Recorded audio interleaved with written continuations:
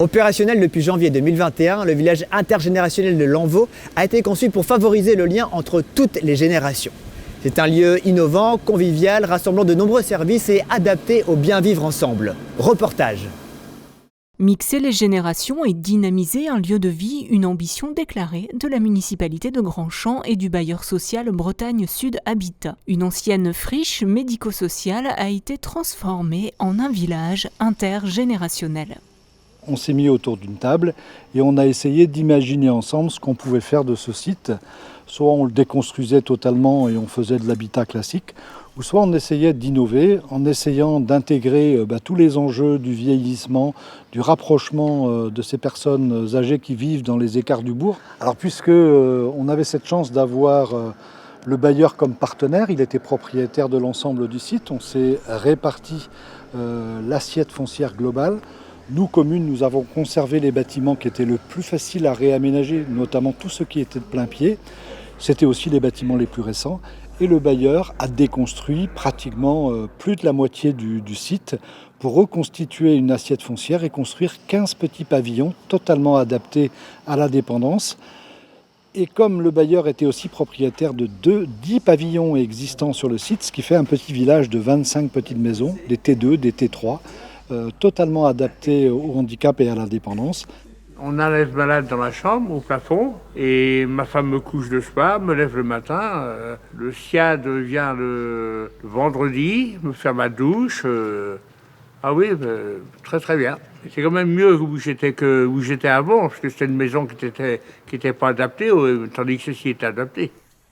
La rénovation de l'ancienne EHPAD a permis de créer la Maison des Solidarités, regroupant en un guichet unique tous les services à domicile. Des associations et activités complémentaires y sont également installées pour dynamiser le village.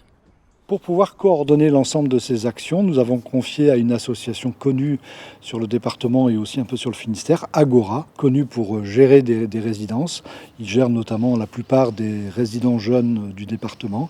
Eh bien, on les a mis à contribution pour nous animer l'ensemble de tout ça et de faire en sorte que l'intergénérationnel ne soit pas simplement une idée philosophique, qu'elle soit une vraie réalité au travers de différentes actions permettant ce mixage des populations.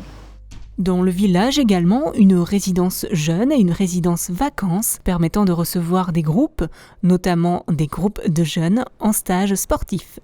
Si on a des expériences intéressantes de ci, de là, je crois que notre souci majeur, c'est que ça reste souvent des expériences et qu'on a du mal à généraliser une politique de mobilité douce, lente, d'accessibilité et en même temps de vie commune.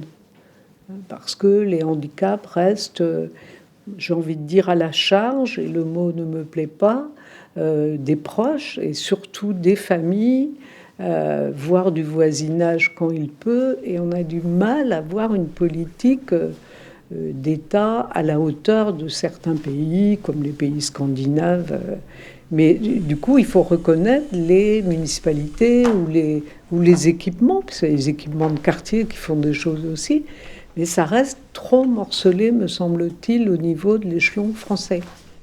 Imaginez que tout le monde sera en établissement demain, que ce soit nos personnes très âgées ou nos personnes handicapées, c'est se mettre le doigt dans l'œil. Je pense qu'on peut trouver des solutions moins coûteuses, plus humaines, en trouvant des solutions par le logement inclusif. Et ici, on en fait, je crois, une belle démonstration.